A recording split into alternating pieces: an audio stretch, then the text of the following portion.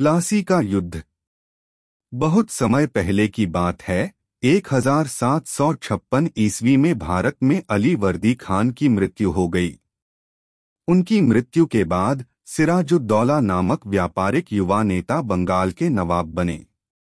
यह घटना English east India company लिए बड़ी चिंता का विषय था।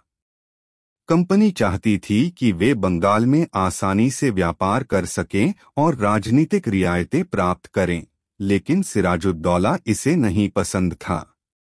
उन्होंने कंपनी को चुनौती दी कि वे अपने राज्य के राजनीतिक मामलों में हस्तक्षेप नहीं करें, किले के बाहर के खजाने का निरीक्षण नहीं करें और कंपनी को बहुत ज्यादा राजस्व चुकाने का आदेश दिया। कंपनी और सिराजुद्दौला के बीच मतभेदों के कारण बंगाल में तनाव बढ़ गया। जब दोनों पक्ष समझौते करने के लिए तैयार नहीं हुए तो सिराजुद्दौला ने अपनी सैन्य के साथ कासिम बाजार में स्थित इंग्लिश फैक्ट्री पर हमला कर दिया। नवाब की सैन्य ने कंपनी के अधिकारियों को गिरफ्तार कर लिया, उनके गोदामों पर ताला लगा दिया और अंग्रेजों के हथियार छीन लिए।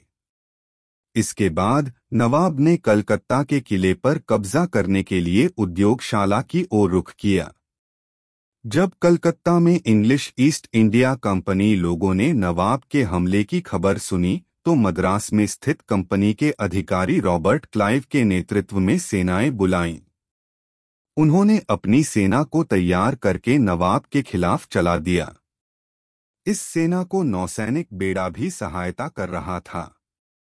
इस तरह नवाब और कंपनी के बीच लंबे समय तक सौदेबाजी चली और अंततः 1757 ईस्वी में रॉबर्ट क्लाइव ने प्लासी के मैदान में मिलकर नवाब के खिलाफ अपनी सेना का नेतृत्व किया।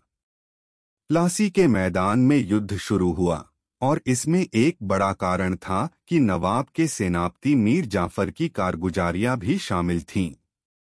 जब तक नवाब के सेनापति की टुकड़ियां युद्ध में हिस्सा नहीं लिया, रॉबर्ट क्लाइव ने मीर जाफर से मिलकर उसे अपनी ओर खींच लिया कि नवाब को हटाकर उन्हें नवाब बना दिया जाएगा।